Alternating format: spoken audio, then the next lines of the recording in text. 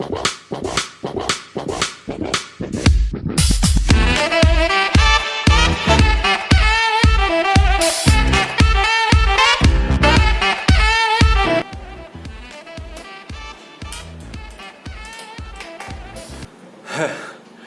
done for now. And now I'm going to talk about the reason why you clicked on this video for, which is how to hit your protein goals on a budget and how I meal prep for an entire week within 1 hour. But before that, I think I need to change out of my boxers into some clothes, better clothes. So yeah, let's do that. Yeah, much better. So, welcome to my kitchen. It's a small kitchen as you can probably see, but it gets the job done. I am going to meal prep for an entire week in less than an hour. But before that, I'll just explain what I'm doing and why. You might already know that there are 3 types of macronutrients, which are protein, carbs and fats. And each macronutrient is used by your body in different ways. Carbohydrates are great for giving you quick energy. Fats help in keeping you full for a very long time. Protein helps in building muscle and also keeps you full for a very long time. Whether you go to the gym or not, you should try and eat a very high protein diet. And let me explain why. The reason why we tend to overeat is mainly because we can. Or another way of putting it is that the food that we just ate didn't keep us full for a long enough time, and as a result we ended up eating more. The term we use to describe the feeling of feeling full is called satiated. And studies have shown that protein keeps us satiated for the longest period of time compared to fats and carbs. So just shifting our focus towards protein will tend or lead us to not overeat. The second reason on why you should focus on eating a high protein diet, irrespective of whether you go to the gym or not, is because of the thermic effect of food. Vivek, what is the thermic effect of food? Simply put, when we eat, our body in reaction to that food raises our body's metabolism. Protein, among all the 3 macronutrients, has the highest thermic effect of food. So when you eat a food that is high in protein, your body will require more energy to break that food down. For example, if I consume 500 calories from carbohydrates, let's say ice cream, my body won't require much energy to break down that ice cream. And as a result, the net calories that I consume will probably be around 450. On the other hand, if I consume the same 500 calories from a source which is very high in protein, let's say chicken, my body will require to spend more energy to break down that chicken. And as a result, the net calories that I consume will be way lower. And the reason behind it is because of the thermic effect of food. And all that scientific explanation that I just gave you is to convince you or try and explain on why a high protein diet is superior. But there are 2 main problems. The first one being that the foods that are very high in protein are not always available, especially in a country like India where we are very carb dominant. And the second problem is that the foods that are very high in protein tend to be more expensive. The objective of this video is to show you how I hit my protein goals on a budget in India and also how I meal prep for an entire week in 1 hour. Okay, so welcome back to my kitchen. And now since I've explained what and why I'm going to do it, let's do it. Wait, that sounds wrong, but let's meal prep, that's what I meant. I am going to divide this segment into 2 parts, which is vegetarian protein sources and non-vegetarian protein sources. And this is for all my vegetarian friends out there who always complain on how they can't get their protein sources or protein goals, mainly because they don't eat meat. But that's not true, and I'm going to show you how. The first food when I say vegetarian protein sources will probably be paneer. And I agree that paneer is very high in protein, but what it is also very high in is fats and overall calories. Every 100 grams of paneer is almost 700 calories. But our focus should be to keep protein high and keep fats and carbs comparatively lower. First on the list, we have dals. Depending on the size of your dal, you should soak it in water for different periods of time. And if you want to know how long you should soak your dal for, you can either Google it or what I did was call my expert. Yup, I just asked my mom. Smaller dal like moong and moong dal don't require to be soaked in water and can be cooked immediately, and that's why I buy it. And also in terms of protein, it's a little higher compared to the other sorts of dals. Next on the list, we have protein powder. Yeah, protein powder. So this is ProStar by Ultimate Nutrition, which is chocolate whey protein powder. and I add this to my morning coffee, which surprisingly keeps me full till the afternoon. This is also whey protein powder from an Indian company called As It Is, and it is actually unflavored protein powder. So basically it has no flavor in it. So what I do with it is that after I cook my dals, and when I'm eating it, I add a scoop of this unflavored protein powder along with my dals, and it gives a really nice creamy texture to the whole dal. The next on the list is soya chunks, and it's actually the cheapest source of vegetarian protein, and for the amount of protein that you get, it's not comparable to any other source. But honestly, I don't like the taste of soya chunks that much, so I don't find myself consuming it a lot these days. So yeah, if you are a vegetarian, you can consume these sources of protein, and even I consume it on a day-to-day basis. To make any food taste way better, you need to know about two S's. The first one being sauces, and as you can see, I have a wide variety of sauces, and seasonings. Yeah, those seasonings.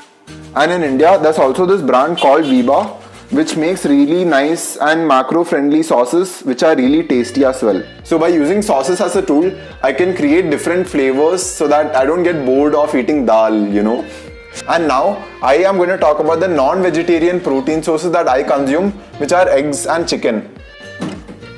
Yeah, so I've run out of chicken, so I think I'll have to order it. Anna.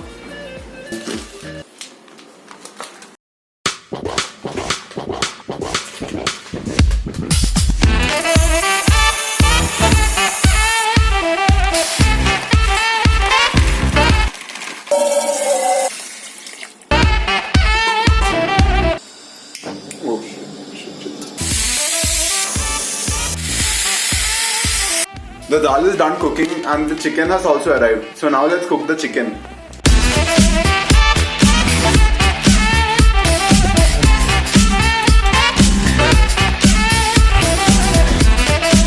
To cook your meat really well is that you gotta beat your meat. And we do that just to flatten out the meat so that it becomes really soft and tender.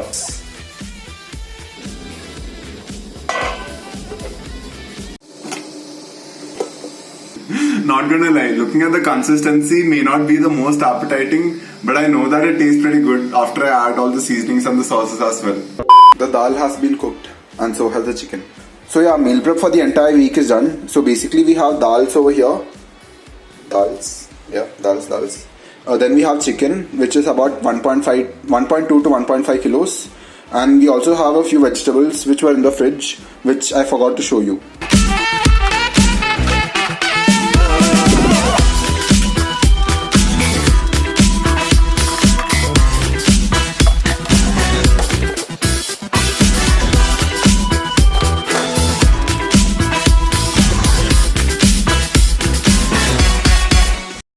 So this whole week for me has been pretty hectic and tiring, especially in terms of work, and that's why I kind of slept in today morning and didn't go for a jog as well.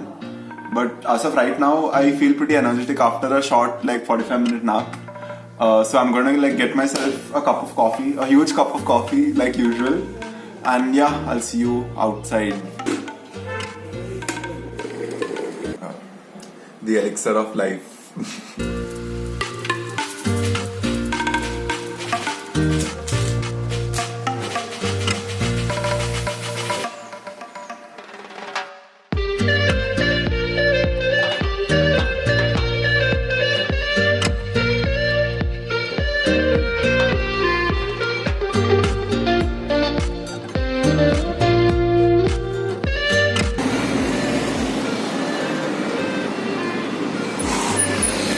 There's a very specific reason why I want to go cycling today, and I think I'll explain that in a while.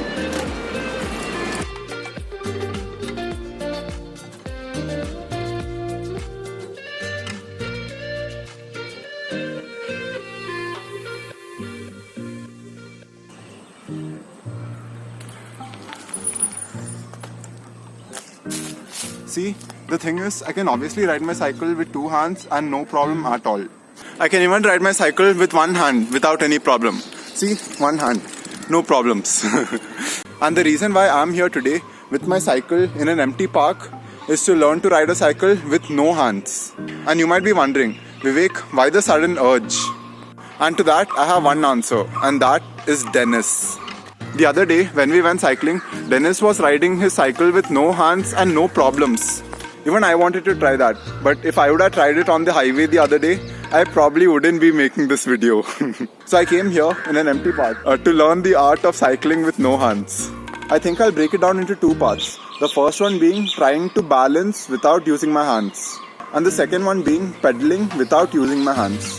I'll first try and learn it in the park, and then the final test will be out in the wild, or more like out on the road, because I'm actually practicing in the wild. So let's start with step 1, which is trying to balance without using my hands. Okay, empty road ahead. Okay, hands off. Okay, cool. Oh shit.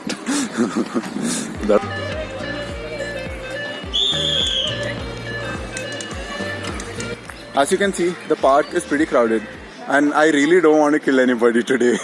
So I think I'll go here, which is like an empty road within the park, and I'll go there and practice.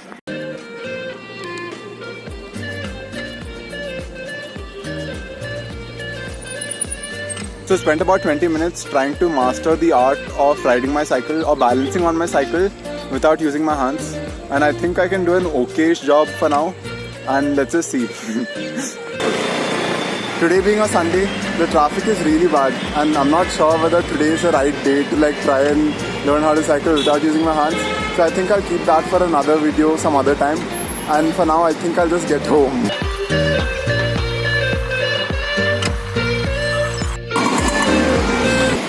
That is my college, which is opening tomorrow, by the way. Do comment down below if you want to watch a day in the life in college.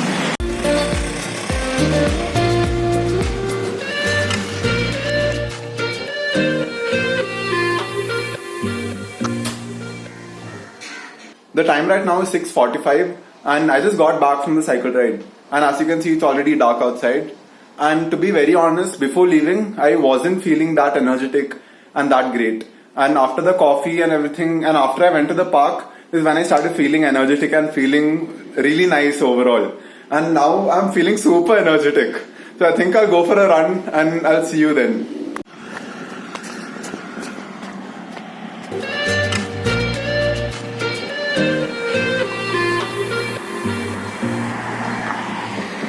Just got back from a run which was about 11 kilometers. And it was more or less a relaxed 11 kilometers because I didn't run continuously. Church Street on the weekend is always a good vibe.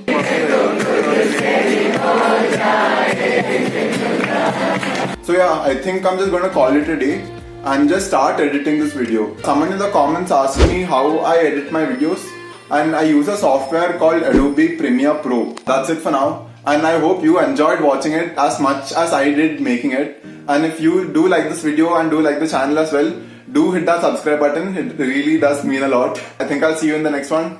That's it for now. Bye.